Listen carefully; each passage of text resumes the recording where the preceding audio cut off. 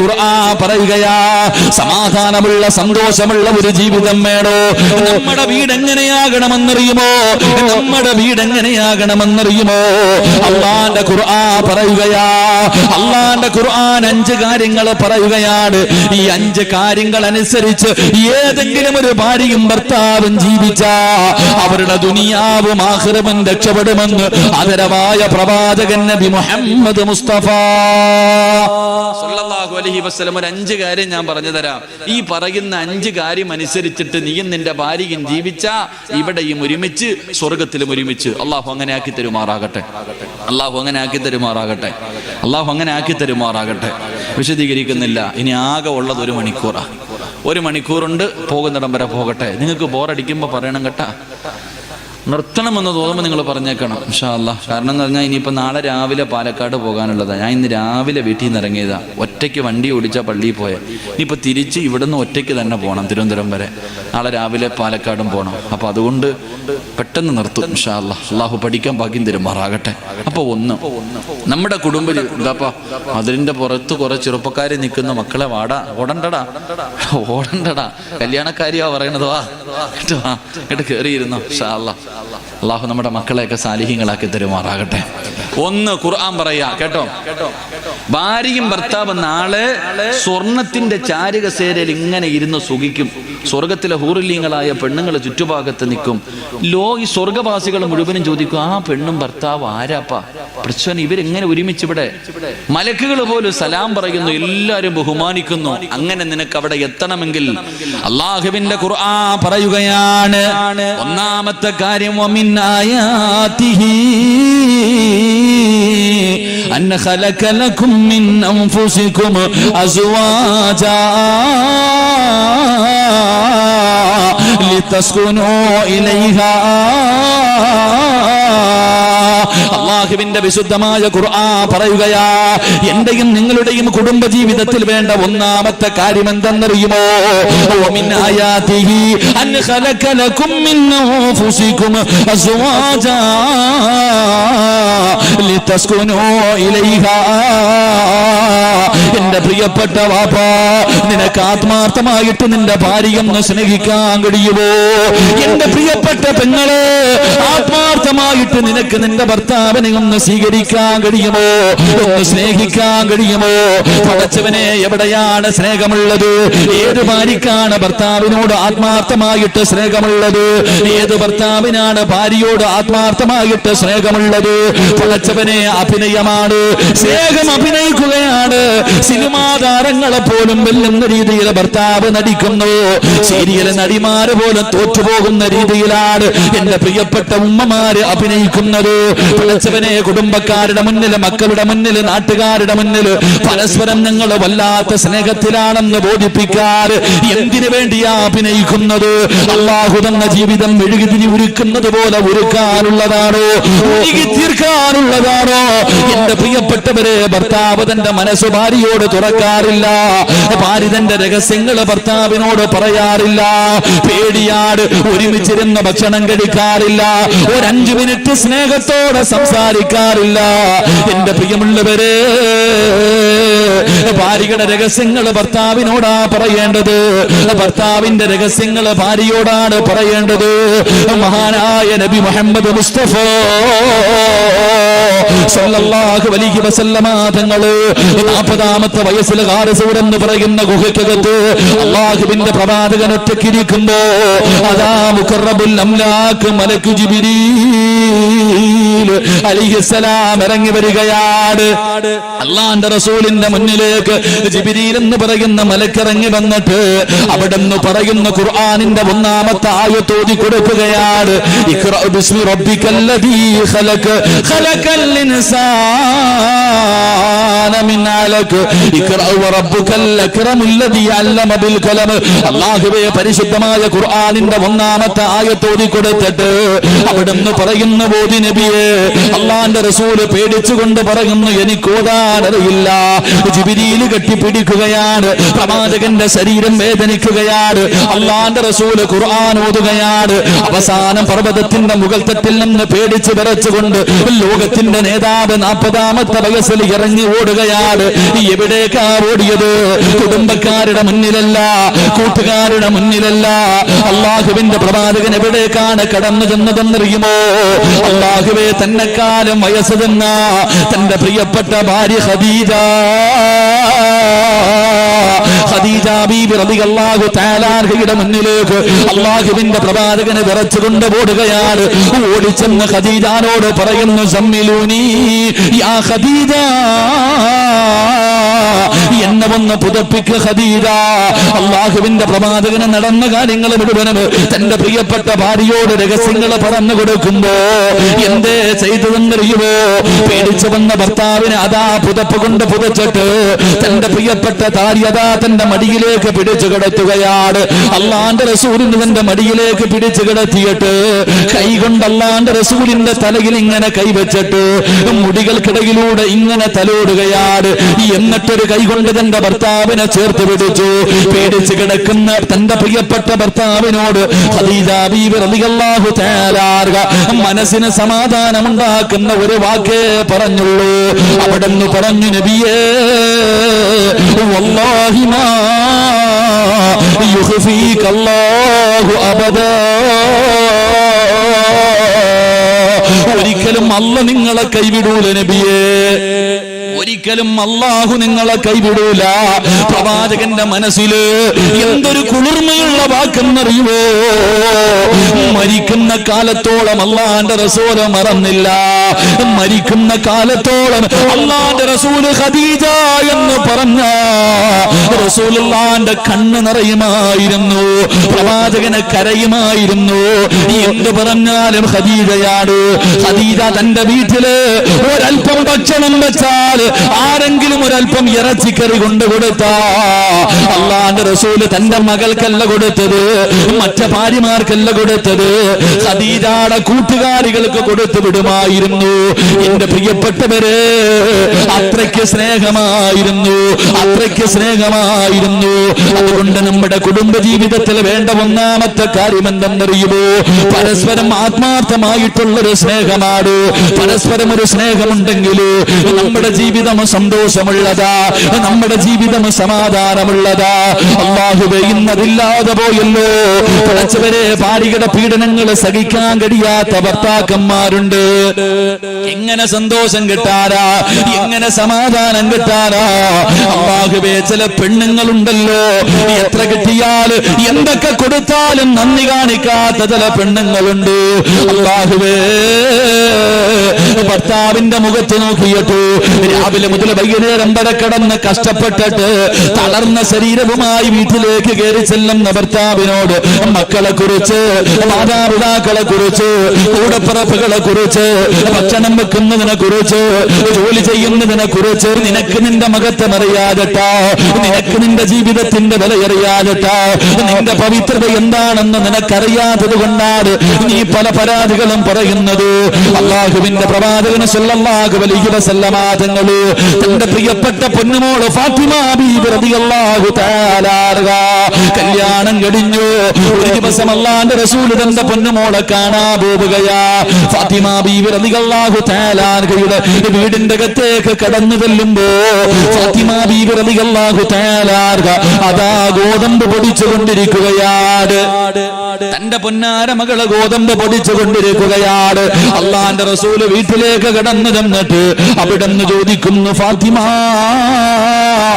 സുഖമാണോ പൊന്നുമോള്?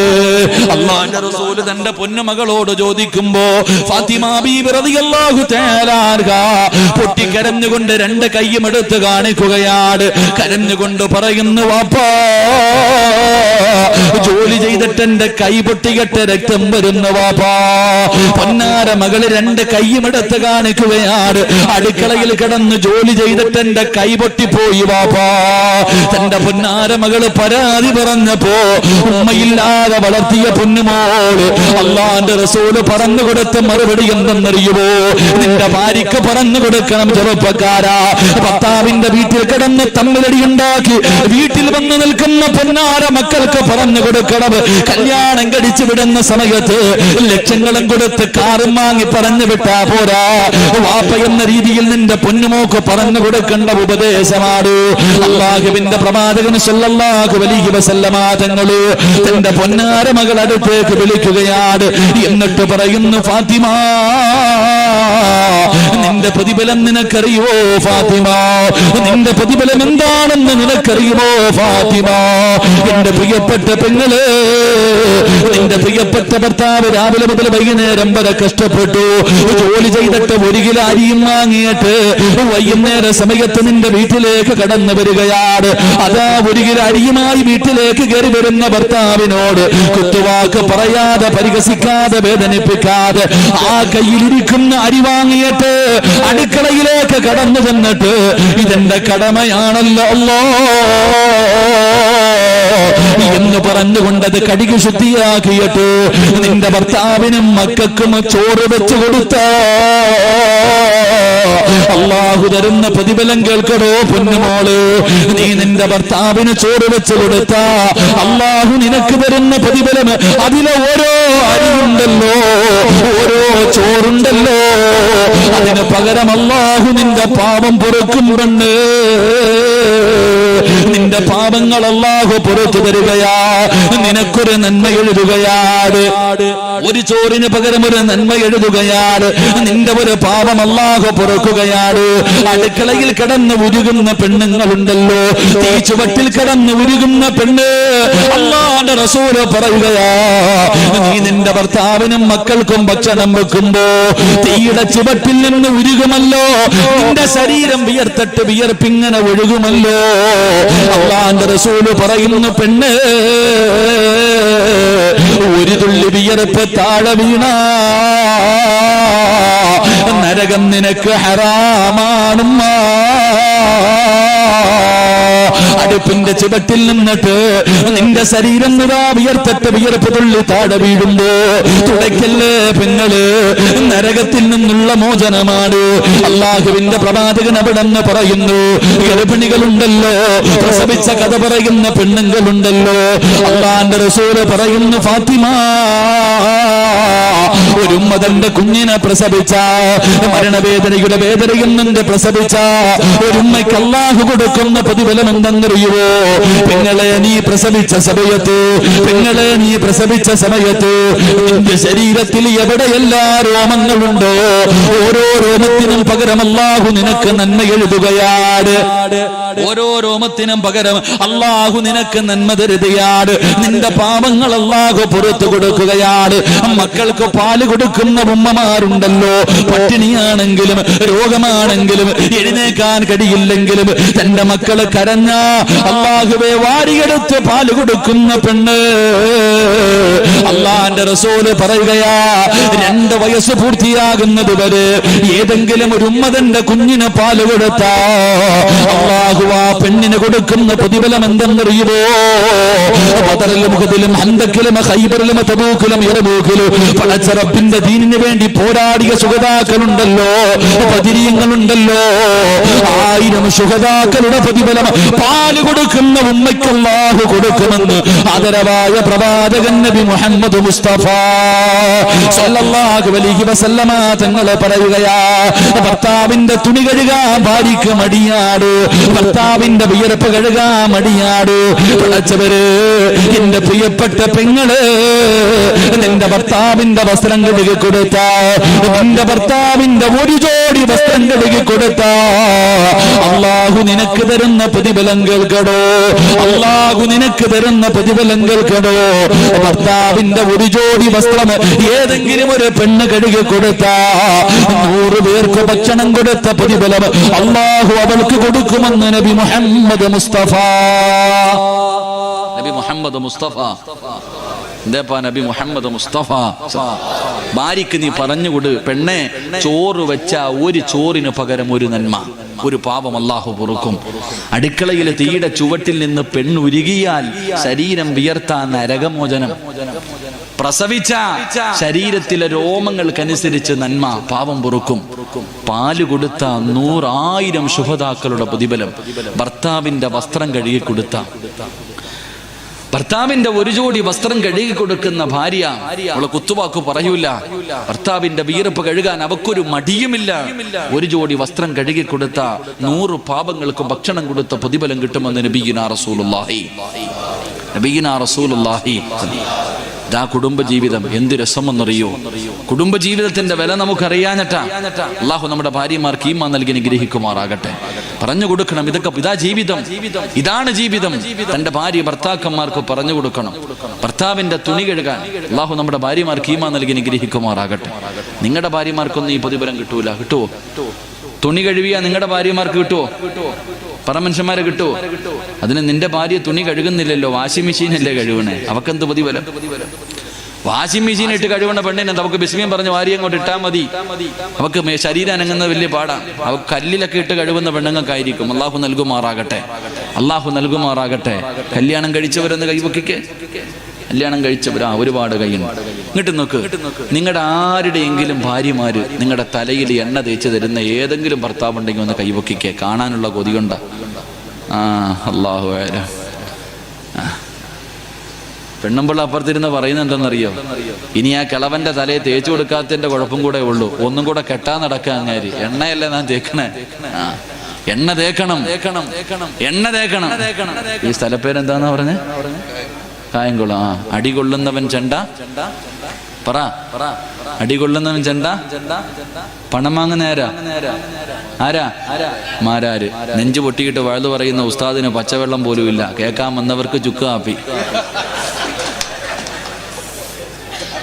കൂടി ശരി. അല്ലാഹു ഹൗദുൽ കൗസർ നൽകി അനുഗ്രഹിക്കുമാറാകട്ടെ. എന്റെ പ്രിയപ്പെട്ട സഹോദരങ്ങൾ, എങ്ങോട്ട് നോക്ക്. ഭർത്താവിന്റെ തലയിൽ ഭാര്യ എണ്ണ തേച്ചു കൊടുക്കണം. ഭർത്താവിന്റെ തലയിൽ എണ്ണ തേച്ചു കൊടുക്കുന്ന ഭാര്യയ്ക്ക് അല്ലാഹു കൊടുക്കുന്ന പ്രതിഫലം എന്തെന്നറിയോ? ഇവള് വിചാരിച്ചിരിക്കണത് കല്യാണം കഴിഞ്ഞ് 3 മാസം മാത്രം തേച്ചാൽ മതി എന്നല്ല. മരിക്കുന്നതിന്റെ 99 വയസ്സ് വരെ നിന്റെ ഭർത്താവ് ജീവിച്ചു. ആ മരിക്കുന്നതിന്റെ തലേ ദിവസമാ മോളെ ഏറ്റവും കൂടുതൽ സ്നേഹം വേണ്ടത്. കല്യാണത്തിന്റെ 1ാമത്തെ രാത്രി നിന്റെ ഭർത്താവിനോടുണ്ടായിരുന്നതിനേക്കാളും സ്നേഹം മരിക്കുന്നതിന്റെ തലേ ദിവസം ഉണ്ടാകണം. അപ്പോഴേ നീ യഥാർത്ഥ ഭാര്യയാകത്തുള്ളൂ. അല്ലാഹു ഈമാൻ തരുമാറാകട്ടെ. ഭർത്താവിന്റെ തലയിൽ എണ്ണ തേച്ചു കൊടുക്കുന്ന ഭാര്യക്ക് അല്ലാഹു കൊടുക്കുന്ന പ്രതിഫലം എന്തെന്നറിയോ? അല്ലാഹു കൊടുക്കുന്ന പ്രതിഫലം എന്തെന്നറിയോ? അല്ലാഹു അവളുടെ മരണവേദന കുറച്ചു കൊടുക്കും. അല്ലാഹു ഈമാൻ നൽകുമാറാകട്ടെ, അല്ലാഹു ഈമാൻ നൽകുമാറാകട്ടെ. ഭർത്താവിന്റെ മീശ വെട്ടിക്കൊടുക്കണ ഭാര്യമാരുണ്ടോ? ഭർത്താവിന്റെ മീശ വെട്ടിക്കൊടുക്കണ ഭാര്യമാരുണ്ടോ? ഉണ്ടോ? വെട്ടിത്തരാറുണ്ടോ? നീ ബംഗാളി എടുത്തല്ലേ കൊണ്ടു കൊടുക്കണേ? നിന്റെ കടയിലാ ഭാര്യ എടുത്തു കൊടുക്കണം.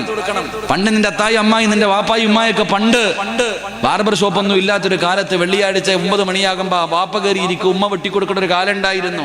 അതായിരുന്നു ജീവിതം. അത് കണ്ടു വളർന്ന നിനക്കതില്ലാതെ പോയി. എന്റെ വാപ്പായി ഉമ്മായും തമ്മിലുള്ള ആ ബന്ധം നിനക്കില്ലാതെ പോയി. എന്റെ പ്രിയപ്പെട്ടവരെ, ഭർത്താവിന്റെ മീശ ഭാര്യ വെട്ടിക്കൊടുക്കണം. അല്ലാഹു അവൾക്ക് കൊടുക്കുന്ന പ്രതിഫലം സ്വർഗമാണ്, ഒരുപാട് പ്രതിഫലം.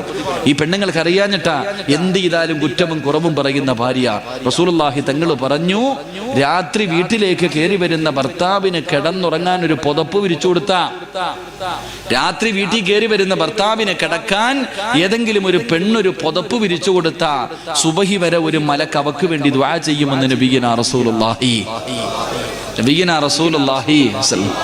അല്ലാഹു ഈമാൻ നൽകി അനുഗ്രഹിക്കുമാറാകട്ടെ. ഇതാ ജീവിതം, ഇതാ ജീവിതം. കുടുംബ ജീവിതത്തിനേക്കാളും സന്തോഷമുള്ള ഒന്നുമില്ല. അത് മനസ്സിലാക്കുമ്പോൾ അത് സന്തോഷവും സമാധാനവും, ഇല്ലെങ്കിൽ വല്ലാത്ത ത്യാഗമായി മാറും. അല്ലാഹു ഈമാൻ നൽകി അനുഗ്രഹിക്കുമാറാകട്ടെ. എൻ്റെ പ്രിയപ്പെട്ട സഹോദരങ്ങൾ, അതുകൊണ്ട് പരസ്പരം ഒന്ന് സ്നേഹിക്ക്, പരസ്പരം ഒന്ന് മനസ്സിലാക്ക്.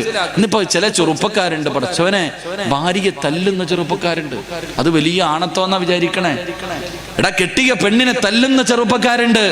വൈകുന്നേരം കാണുമ്പോ പറയാ, അളിയാ ഇന്നലെ കൊടുത്തളിയാ, പെടലി നടുവൊരെണ്ണം കൊടുത്തളിയാ. കൂട്ടുകാരനോട് പറയുക, അവൻ പറയുന്നത് നീ തല്ല ചെയ്ത് ഞാൻ ചവിട്ടുമായിരുന്നളിയാ തറയിട്ട്. അതാ നാണം ഉണ്ടാവണോടാ. കെട്ടിയ പെണ്ണിനെ കൊണ്ടുവന്നിട്ട് തല്ല നിനക്ക് എങ്ങനെ കഴിയുന്നടാ? രാവിലെ മുതൽ വൈകുന്നേരം വരെ രാവിലെ 5 മണിക്ക് എഴുന്നേക്ക് ഈ പാവം. അല്ലാഹുവേ പടച്ചവനെ, രാത്രി 10 നിന്നെ നോക്കണം, നിന്റെ മക്കളെ നോക്കണം, നിന്റെ ഉമ്മാനെയും വാപ്പാനെയും നോക്കണം, നിന്റെ കൂടപ്പുറപ്പിനെ നോക്കണം. പടച്ചവനെ, നീ ഇവിടെ ചോറ് കഴിച്ചോന്നെങ്കിലും ചോദിക്കോ? ഒരു അടിമയ്ക്ക് കൊടുക്കുന്ന വിലയെങ്കിലും ഭാര്യയ്ക്ക് കൊടുക്കാത്ത ഭർത്താക്കന്മാരുണ്ട്. രാവിലെ മുതൽ വൈകുന്നേരം വരെ കിടന്ന് കഷ്ടപ്പെട്ടാലും തല്ലുക. എങ്ങനെ കഴിയുന്ന ചെറുപ്പക്കാരാ?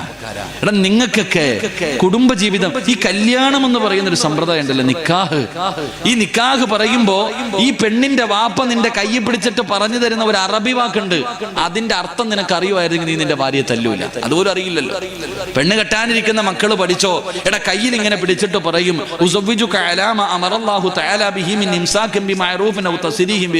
ഇങ്ങനെ പള്ളിയിൽ ഇമാമ് പറഞ്ഞുതരും. വായി നോക്കിയിട്ടിരുന്ന് പറയണ കാര്യമുണ്ടല്ലോ, വായി നോക്കിയിട്ടാ പറയണേ. പള്ളിയിലെ ഖത്തീബ് ഇങ്ങനെ രണ്ടുപേരും കയ്യിൽ പിടിക്കും, മുഖാമുഖം നോക്കും. അമ്മായപ്പന്റെ മുഖത്ത് നോക്കിയിട്ട് ചിരിയ, അമ്മായപ്പന്റെ മുഖത്ത് നോക്കുമ്പോ തന്നെ തിരി ഇങ്ങനെ കയ്യിൽ പിടിച്ചോണ്ട് എന്നിട്ട് പറയും സൗജത്തുക്ക വാൻഗഹത്തുക്ക എന്നൊക്കെ പറയുന്നുണ്ടല്ലോ. എന്താ ഇതിന്റെ അർത്ഥമെന്നറിയോ?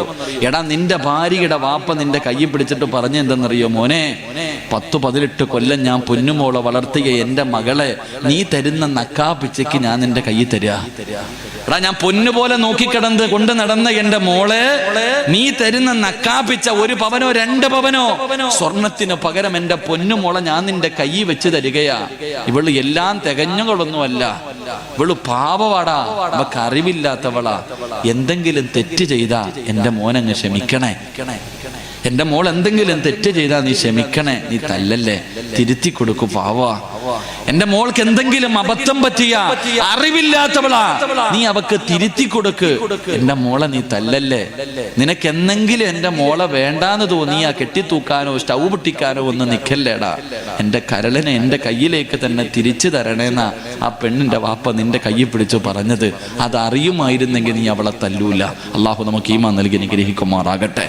അങ്ങനെ പിറഞ്ഞു മേടിച്ചിട്ട് വന്ന ഭാര്യ നീ ഇന്ന് അടിമയെ പോലെ ഇട്ട് തല്ലുന്നത് ചില ഭർത്താക്കന്മാരുണ്ട്. അള്ളാഹു നമ്മുടെ സഹോദരങ്ങൾക്ക് അള്ളാഹു ഈമാൻ നൽകി അനുഗ്രഹിക്കുമാറാകട്ടെ.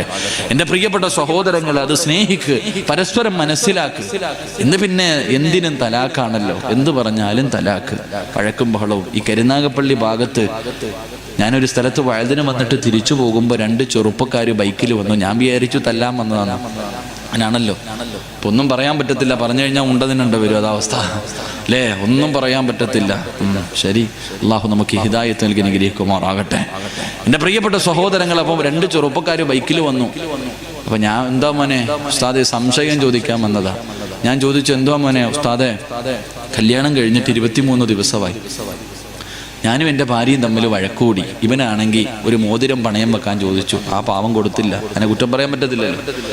ഒരു മോതിരം കണ്ട സ്വർണം പണയം വെക്കാൻ ചോദിച്ചു. ആ പാവപ്പെട്ടവള് കൊടുത്തില്ല. 1 പറഞ്ഞു 2 പറഞ്ഞു, വഴക്കായി. കല്യാണം കഴിഞ്ഞിട്ട് 23 ദിവസം. അവസാനം വഴക്ക് പറഞ്ഞിട്ട് ഇയാളൊക്കെ ദേഷ്യം വന്നപ്പോൾ 3 തലാക്കും എന്ന് പറഞ്ഞു. തൻ്റെ ഭാര്യയെ 3 തലാക്കും പറഞ്ഞു. ഇനി എന്ത് ചെയ്യണമെന്നറിയില്ല.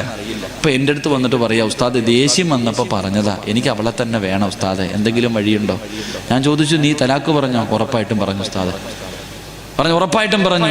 അപ്പൊ ഞാൻ പറഞ്ഞു, ഇനി ഇസ്ലാമിന്റെ നിയമം ആ പെണ്ണിനെ മറ്റൊരുത്തം വിവാഹം കഴിക്കണം, എന്നാലേ നിനക്ക് കെട്ടാൻ പറ്റൂ. അപ്പൊ ഇവൻ ചെയ്ത പണി എന്തെന്നറിയോ? ഇവന്റെ പുറകെ നിൽക്കുന്ന ഒരു കൂട്ടുകാരനെ കാണിച്ചിട്ട് പറയാ, ഉസ്താദെ, ഇവൻ എൻ്റെ ഭാര്യയെ കെട്ടാൻ തയ്യാറാണ്. ഞാനിങ്ങനെ നോക്കി, പൊട്ടന് ലോട്ടറി അടിച്ച പോലെ ഒരുത്തൻ പുറകെ നിൽക്കുക വല്ലവന്റെ പെണ്ണുമ്പിള്ളയെ കെട്ടാൻ. വല്ലൊരുത്തന്റെ ഭാര്യയെ കെട്ടാൻ വേണ്ടി ഒരുത്തൻ ഇങ്ങനെ പുറകെ നിൽക്കുക, നാണം കൊടിങ്ങിട്ട് പുതുമണവാട്ടി നിൽക്കണ പോലെ.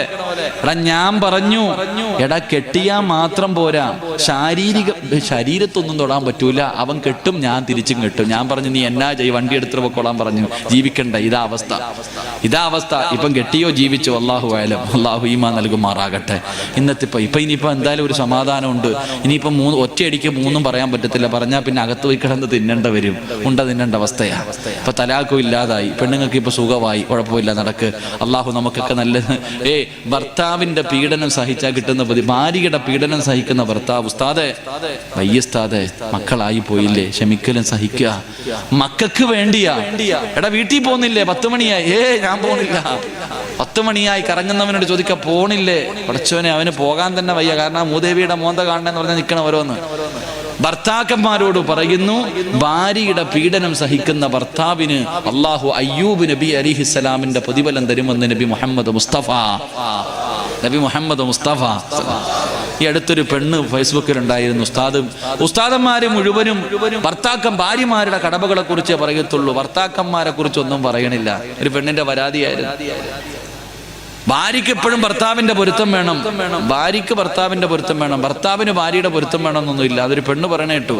എന്റെ പ്രിയപ്പെട്ട സഹോദരിമാരെ, നിന്റെ ഭർത്താവിന്റെ കള്ളുകുടിയും പെണ്ണുപിടിയും സഹിച്ചും ക്ഷമിച്ചും നടക്കുന്ന നിനക്കും പ്രതിഫലമുണ്ട്. നിനക്ക് പ്രതിഫലം ആസിയ ബീവി റളിയല്ലാഹു തആല അൻഹയ്ക്ക് അല്ലാഹു കൊടുത്ത പ്രതിഫലമാണെന്ന് നബിയിനാ റസൂലുള്ളാഹി സ്വല്ലല്ലാഹു അലൈഹി വസല്ലം. അപ്പൊ അതുകൊണ്ട് നല്ല ഒരു ജീവിതം വേണോ, സമാധാനമുള്ള ജീവിതം വേണോ, നിന്റെ വീട് സ്വർഗമാകണോ, ഒന്ന് അഭിനയം നിർത്തുക, മനസ്സറിഞ്ഞിട്ട് സ്നേഹിക്ക്. അള്ളാഹു നിനക്ക് നല്ല ജീവിതം തരുമെന്ന് നബി മുഹമ്മദ് മുസ്തഫ സല്ലല്ലാഹു അലൈഹി വസല്ലം. അള്ളാഹു ഈമാൻ നൽകി ഗ്രഹിക്കുമാറാകട്ടെ. ഒന്ന് ഉള്ളത് കൊണ്ട്, അതിപ്പോ പണം വേണമെന്നൊന്നുമില്ല, പണം വേണമെന്നോ വലിയ സന്തോഷം വേണമെന്നോ ഒന്നുമില്ല. എൻ്റെ പ്രിയപ്പെട്ട സഹോദരങ്ങളെ, ഉള്ളത് കൊണ്ട് തൃപ്തിപ്പെടാനുള്ള ഒരു മനസ്സ് വേണം. കൊട്ടാരം ഒന്ന് കണ്ടിട്ട് നീ കണ്ണു തള്ളണ്ട, അയൽവാസിയുടെ വീട് കണ്ടിട്ട് കണ്ണു തള്ളണ്ട. നീ ഒരുപാട് കടന്നിട്ട് പടച്ചോ അല്ലോ എനിക്കൊന്നുമില്ല. ഈ പെണ്ണുങ്ങൾക്ക് എത്ര കിട്ടിയാലും തികയൂല. അങ്ങനെ ചില പെണ്ണുങ്ങൾ പടച്ചോനെ ഭർത്താവിന്റെ മനസ്സ് വേദനിപ്പിക്കുന്ന പെണ്ണുങ്ങളുണ്ട്. അള്ളാഹുവിന്റെ പ്രവാചകന് സ്വല്ലല്ലാഹു അലൈഹി വസല്ലമ തങ്ങൾ പറയുകയാണ്, 5 കാര്യങ്ങളിൽ രണ്ടാമത്തെ കാര്യം എന്തെന്നറിയുമോ? നമ്മുടെ ജീവിതത്തിൽ വേണ്ട രണ്ടാമത്തെ കാര്യം അള്ളാഹുവിന്റെ ഖുർആൻ പറയുകയാണ്. അള്ളാന്റെ ഖുർആൻ പറയുകയാ, എന്റെ പ്രിയമുള്ള സഹോദരങ്ങളെ, രണ്ടാമത്തെ കാര്യം എന്തെന്നറിയുമോ? അള്ളാഹുവിനെ ഭയന്ന് ജീവിക്കുന്ന ഭാര്യയും ഭർത്താവ്, അള്ളാഹുവിനെ പേടിച്ച് ജീവിക്കുന്ന ഭാര്യയും ഭർത്താവ് നാളെ സ്വർഗത്തിലും ഒരുമിച്ചായിരിക്കുമെന്ന് നബി മുഹമ്മദ് മുസ്തഫ സല്ലല്ലാഹു അലൈഹി വസല്ലമ തങ്ങൾ പറയുമ്പോ, അള്ളാനെ പേടിയുള്ള ഭർത്താവ്, അള്ളാനെ പേടിയുള്ള ഭാര്യ. ഏത് ഭർത്താവിനാണ് അള്ളാനെ പേടിയുള്ളത്? ഏത് ഭർത്താവിനാണ് അള്ളാനെ പേടിയുള്ളത്? ഏത് പെണ്ണിനാണ് അള്ളാനെ പേടിയുള്ളത്? പടച്ചവനെ പേടിയുണ്ടായിരുന്നെങ്കിൽ ഇങ്ങനെ നടക്കില്ലായിരുന്നല്ലോ, ഇങ്ങനെ ജീവിക്കില്ലായിരുന്നല്ലോ. എന്റെ പ്രിയമുള്ളവരെ, ഭാര്യക്കും ഭർത്താവിനും പടച്ചറപ്പിനെ പേടിയില്ല. അള്ളാനെ പേടിയില്ലാത്ത ജീവിതമുണ്ടല്ലോ, അള്ളാനെ പേടിയില്ലാത്ത കുടുംബമുണ്ടല്ലോ. ആ കുടുംബത്തിൽ ഒരിക്കലും സമാധാനമില്ല, ഒരിക്കലും സന്തോഷമില്ല. എന്റെ പ്രിയമുള്ളവരെ, പടച്ചറപ്പിനെ പേടിച്ച് ജീവിക്കുന്ന പെണ്ണുണ്ടല്ലോ. അല്ലാഹുവേ, എന്റെ പ്രിയപ്പെട്ട പെങ്ങള്, പടച്ചറപ്പിനെ പേടിച്ച് ജീവിക്കു പൊന്നുമോള്, നല്ലപോലെ വസ്ത്രം ധരിക്കു പൊന്നുമോള്. അല്ലാഹുവേ, പടച്ചവനെ, ഈ വഅദിന്റെ സദസ്സിൽ വന്നിട്ട് പോലും ശരീരം മറക്കാത്ത പെണ്ണുങ്ങളുണ്ടല്ലോ, തലമറക്കാത്ത പെണ്ണുങ്ങളുണ്ടല്ലോ. എന്റെ പ്രിയപ്പെട്ട പെങ്ങള്, നീ അല്ലാഹുവിനോട് സ്വർഗം ചോദിക്കുമല്ലോ. എപ്പോ ദുആ ചെയ്താലും നീ ചോദിക്കും, പടച്ചവനെ സ്വന്തരട്. ഏത് സ്വർഗമെന്നറിയുമോ? തലമറയ്ക്കാൻ മടിക്കുന്ന പെണ്ണ്, അത് പറയുന്ന പ്രവാചകരെ കുറ്റപ്പെടുത്തുന്ന കാലമോ? എങ്കിൽ എന്റെ പ്രിയപ്പെട്ട പൊന്നുമോള്, അല്ലാഹുവിന്റെ പ്രവാചകന്റെ പ്രിയപ്പെട്ട പൊന്നുമോള് ഫാത്തിമ ബീവി റളിയല്ലാഹു തആല അൻഹ, പടച്ചവനെ വിവാഹം കഴിഞ്ഞു. അതാ ഫാത്തിമ ബീവി റളിയല്ലാഹു തആല അൻഹ വഫാത്താകുന്നതിന്റെ തലേ ദിവസം തന്റെ പ്രിയപ്പെട്ട ഭർത്താവിന്റെ മടിയിൽ കിടക്കുകയാണ്. മരിക്കുന്നതിന്റെ തലേ ദിവസം ഫാത്തിമ ബീവി റളിയല്ലാഹു തആല അൻഹ തന്റെ ഭർത്താവിന്റെ കയ്യിൽ പിടിച്ചിട്ട് പറയുന്നു, അലിയേ, ഞാൻ മരിച്ച പകലെന്നെ കൊണ്ടുപോയി കബറടക്കല്ലേ അലിയേ, രാത്രിയിലെ കബറടക്കാവൂ, പകലെന്നെ കബറടക്കാൻ പാടില്ല. ഫാത്തിമ ബീവി റളിയല്ലാഹു തആല അൻഹയോട് അലിയാര് തങ്ങൾ ചോദിച്ചു, എന്തേ ഫാത്തിമ പകല് കബറടക്കരുതെന്ന് പറയാനുള്ള കാരണം എന്താ? അവിടെ നിന്ന് പറയുന്നു, അലിയേ, എന്റെ ശരീരം നിങ്ങളല്ലാതെ ഒരു മനുഷ്യനും കണ്ടിട്ടില്ല. എന്നെ അതാ പകലാണ് കബറടക്കുന്നതെങ്കിൽ എന്റെ മയ്യത്ത് പൊതിയുന്നത്, എന്റെ മയ്യത്ത് ചുമക്കുന്നത്, എന്റെ മയ്യത്ത് കബറിൽ ഇറക്കി വെക്കുന്നത് അന്യപുരുഷന്മാരാകുമല്ലോ അലിയേ. അവരെന്റെ ശരീരത്തിന്റെ വടിവ കാണുമല്ലോ. 3 കഷ്ടം വെള്ള തുണിയിൽ പൊതിഞ്ഞിട്ട് ജനാസ കൊണ്ടുപോകുന്ന സമയത്ത് പോലും ഒരു മനുഷ്യനെന്റെ ശരീരത്തിന്റെ വടിവ കാണാൻ പാടില്ല. അതുകൊണ്ട് രാത്രിയെ എന്നെ കബറടക്കാവൂ എന്ന് തന്റെ പ്രിയപ്പെട്ട ഭർത്താവിനോട് അള്ളാഹുവിന്റെ പ്രവാചകന്റെ പൊന്നുമോള് പറഞ്ഞു കൊടുക്കുമ്പോ എന്റെ പ്രിയപ്പെട്ട പെങ്ങള് ആ ഫാത്തിമയുടെ പുറകിൽ നിന്നാണ് സ്വർഗത്തിൽ പോകേണ്ടത്. ആ ഫാത്തിമയുടെ പുറകിൽ നിന്നാണ് സ്വർഗത്തിൽ പോകാൻ നീ ആഗ്രഹിക്കുന്നത്.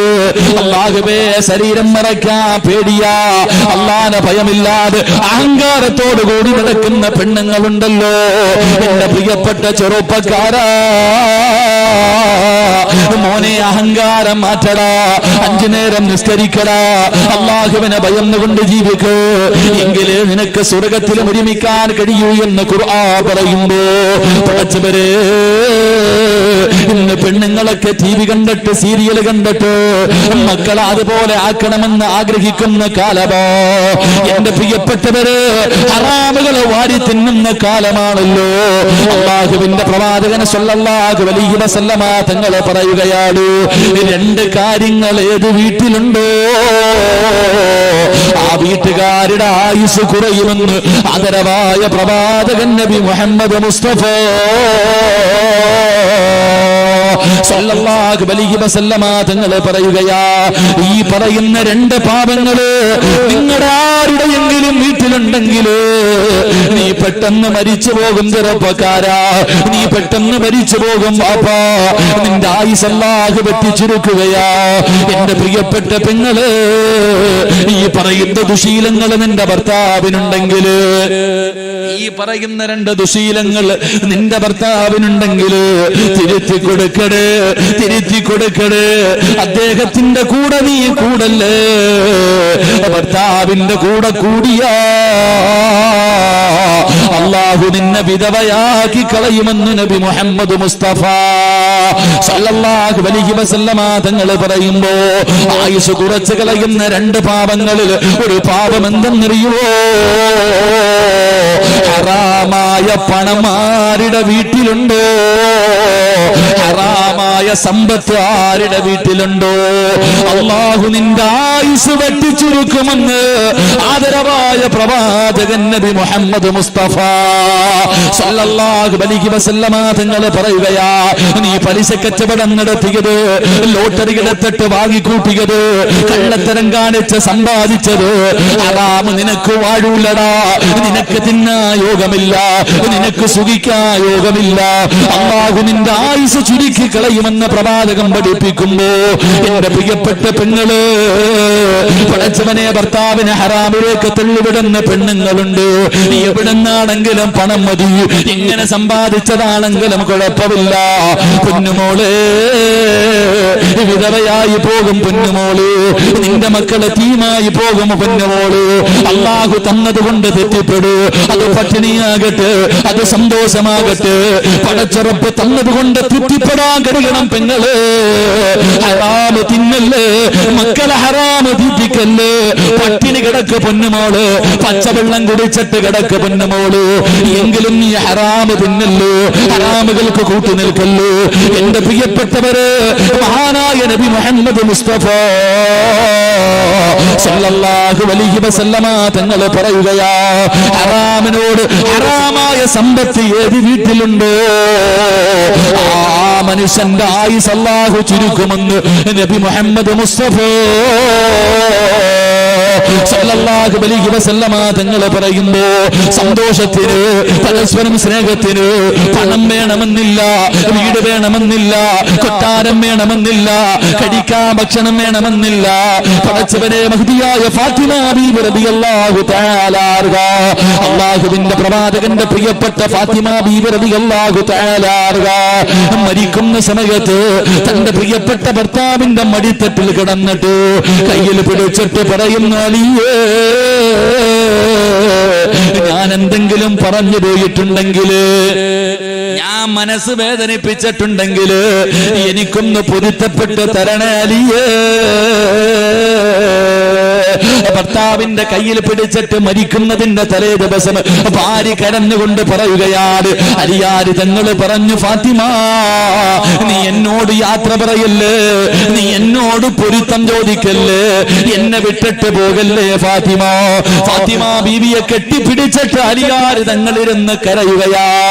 എന്തൊരു സ്നേഹമെന്നറിയുമോ, നീ ഇല്ലാത്ത ഒരു ദിവസം എനിക്ക് ചിന്തിക്കാൻ കഴിയുന്നില്ല ഫാത്തിമ. അവർക്ക് പണമില്ലായിരുന്നു, കഴിക്കാൻ ഭക്ഷണമില്ലായിരുന്നു, കിടക്കാൻ നല്ല ഒരു വീടില്ലായിരുന്നു, സഞ്ചരിക്കാൻ വാഹനമില്ലായിരുന്നു, പക്ഷേ സ്നേഹമുണ്ടായിരുന്നു, തെറ്റിപ്പെടാനുള്ള മനസ്സുണ്ടായിരുന്നു. എന്റെ പ്രിയപ്പെട്ട പെങ്ങള്, വാപ്പയും ഉമ്മയും എപ്പോഴും പറയാറുണ്ട്, പട്ടിണി കിടന്നിട്ടുണ്ട് ഉസ്താദ്. ഞാൻ എന്റെ ജീവിതത്തിൽ ഒരുപാട് പട്ടിണി കിടന്നിട്ടുണ്ട്.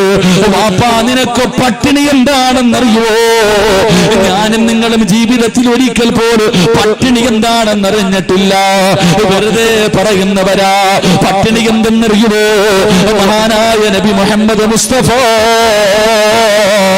സല്ലല്ലാഹു അലൈഹി വസല്ലമ തങ്ങള്, അല്ലാഹുവിന്റെ പ്രവാചകൻ തന്റെ പൊന്നുമോളുടെ വീടിന്റെ മുന്നിലൂടെ നടന്നു പോവുകയാ. അല്ലാഹുവിന്റെ പ്രവാചകൻ ഫാത്തിമ ബീവി റളിയല്ലാഹു തആല അൻഹയുടെ വീടിന്റെ മുന്നിലൂടെ നടന്നു പോകുമ്പോ വീടിനകത്ത് കിടന്ന് മക്കള് കരയുകയാ. ഹസൻ ഹുസൈൻ റളിയല്ലാഹു തആല അൻഹു രണ്ടുപേരും വീടിനകത്ത് കിടന്ന് കരയുകയാണ്. അല്ലാഹുവിന്റെ പ്രവാചകൻ അവിടുന്ന് വിളിച്ചു പറഞ്ഞു, ഫാത്തിമ മക്കൾക്ക് പാല് കൊടുക്കുമോളെ. അള്ളാന്റെ റസൂല് വിളിച്ചു പറയുകയാണ്, മക്കൾക്ക് പാല് കൊടുക്കാൻ വിളിച്ചു പറയുകയാ. പ്രവാചകന് പള്ളിക്കകത്ത് കയറി നമസ്കരിക്കാൻ തുടങ്ങി. മക്കള് രണ്ടുപേരും കിടന്ന് കരച്ചലാണ്. സലാം വീട്ടിയിട്ട് വിളിച്ചു പറഞ്ഞു, മോളെ ഫാത്തിമ പാല് കൊടുക്കുമോളെ. പ്രവാചകൻ നമസ്കാരം കഴിഞ്ഞിട്ട് പ്രസംഗിക്കുകയാണ്. അപ്പോഴും വീടിനകത്ത് നിന്ന് കരച്ചൽ കേൾക്കുകയാണ്. റസൂലുള്ള പിന്നെയും വിളിച്ചു പറഞ്ഞു, പാല് കൊടുക്കു ഫാത്തിമ. 3 പ്രാവശ്യം വിളിച്ചു പറഞ്ഞിട്ട് കരച്ചൊലു തീരുന്നില്ല. റസൂലുള്ളാഹിന് വല്ലാത്ത ദേഷ്യം വന്നു. പ്രവാചകൻ എഴുന്നേൽക്കുകയാണ്. ഫാത്തിമയുടെ വീടിനകത്തേക്ക് കടന്നു ചെന്നിട്ട് അവിടെന്ന് ചോദിച്ചു, ഫാത്തിമ കരുണയില്ലേ ഫാത്തിമ, സ്നേഹമില്ലേ ഫാത്തിമ? 2 പൊന്നാര മക്കള്, പിഞ്ചുമക്കള് വിശന്ന് തളർന്നു കിടക്കുന്നു, നിനക്കൊന്ന് പാല് കൊടുക്കാൻ കഴിയുന്നില്ലേ? പ്രവാചകൻ തന്റെ പൊന്നുമോളെ വഴക്ക് പറയുമ്പോ ഫാത്തിമ ഇരുന്ന് കരയുകയാണ്. മുഖം പൊത്തി പിടിച്ചിരുന്ന് കരയുകയാണ്. അല്ലാഹുവിന്റെ റസൂല് തന്റെ പൊന്നാര മകളെ തേങ്ങി തേങ്ങി കരയുന്നത് കണ്ടപ്പോ അവിടെന്ന് സഹിക്കാൻ കഴിഞ്ഞില്ല.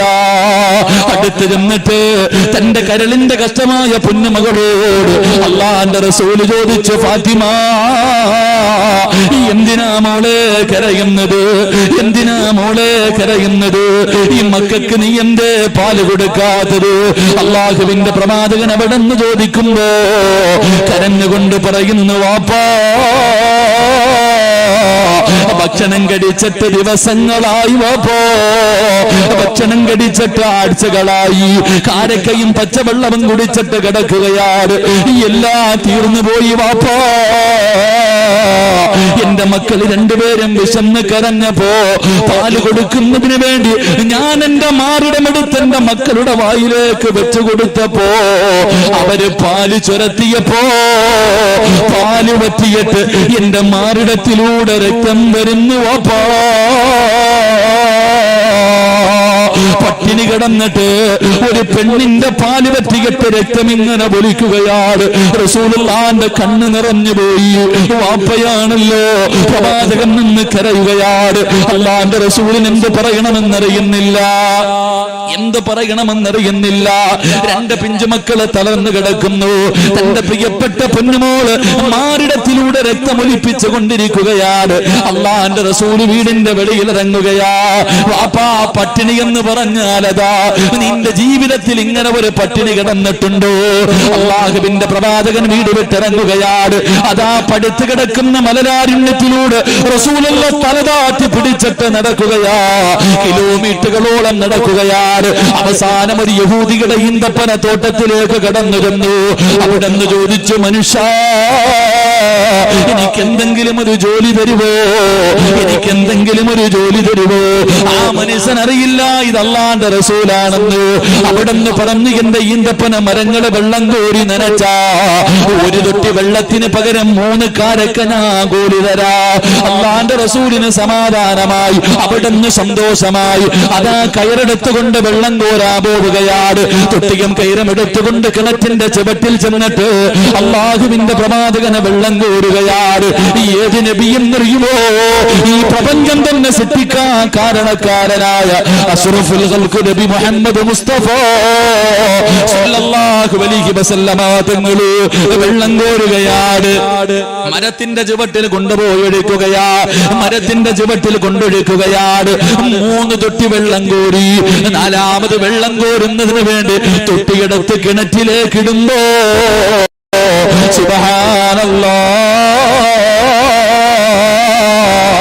അല്ലാഹുവിന്റെ റസൂലിന്റെ കയ്യിൽ നിന്ന് തൊട്ടി കിണറ്റിൽ വീഴുകയാ. പ്രവാചകന്റെ കയ്യിൽ നിന്ന് തൊട്ടി കിണറ്റിലേക്ക് വീണുപോയി. യഹൂദിക്ക് വല്ലാത്ത ദേഷ്യം വന്നു, യഹൂദിക്ക് വല്ലാത്ത ദേഷ്യം വന്നു. അല്ലാഹുവിന്റെ റസൂലിനെ തല്ലുകയാ. റസൂലുള്ളാഹിനെ തല്ലി, പ്രവാചകന്റെ മുഖത്തടിച്ചു. അല്ലാഹുവിന്റെ റസൂലൊന്നും മിണ്ടിയില്ല. അടികൊണ്ടപ്പോഴും ഓർമ്മ വന്നത് തന്റെ പൊന്നുമോള് ഫാത്തിമ. വിശന്ന് കിടക്കുന്ന മക്കളെയാണ് അല്ലാഹുവിന്റെ പ്രവാചകൻ തല്ലുകൊണ്ടിട്ടും മിണ്ടിയില്ല. അവസാനം കിണറ്റിൽ വീണ തൊട്ടിയെടുത്തു യഹൂദിയുടെ കയ്യിൽ കൊണ്ട് കൊടുത്തിട്ട് അവിടെന്ന് ചോദിച്ചു, മനുഷ്യ എന്റെ കൂലിയൊന്ന് തരുവോ, എന്റെ കൂലിയൊന്ന് തരുവോ? യഹൂദി അത്ഭുതപ്പെടുകയാണ്. 9 കാരക്കയെടുത്ത് അല്ലാഹുവിന്റെ റസൂലിന്റെ കയ്യിൽ വെച്ചു കൊടുത്തു. തല്യവന്റെ മുഖത്ത് നോക്കിയിട്ട് റസൂലുള്ള ചിരിക്കുകയാണ്. എന്നിട്ട് 9 കാരക്കയും കയ്യിൽ വെച്ചിട്ട് അല്ലാഹുവിന്റെ റസൂല് വീട്ടിലേക്ക് ഓടുകയാണ്. വീടിന്റെ അകത്തേക്ക് ഓടിച്ചെന്നിട്ട് തളർന്നു കിടക്കുന്ന പിഞ്ചുമക്കളെ എടുത്ത് മടിയിൽ വെച്ചിട്ട് അല്ലാഹുവിന്റെ റസൂൽ ഇങ്ങനെ ഭക്ഷണം കൊടുക്കുകയാ. കാരക്ക തന്റെ പൊന്നാര മക്കള് ഹസൻ ഹുസൈൻ റളിയല്ലാഹു തആല അൻഹുമോ അവരുടെ വായിക്കകത്തേക്ക് കാരക്ക വെച്ച് കൊടുക്കുമ്പോ ആർത്തിയോടെ തിന്നുന്നു വാപ്പാ. കാരക്കയുടെ വലിപ്പം നിനക്കറിയുമല്ലോ, കാരക്കയുടെ വലിപ്പം നിനക്കറിയുമല്ലോ. 2 മക്കളും തിന്നുകയാണ്. ഒരൽപ്പം ഭക്ഷണം അവരുടെ ആമാശയത്തിലേക്ക്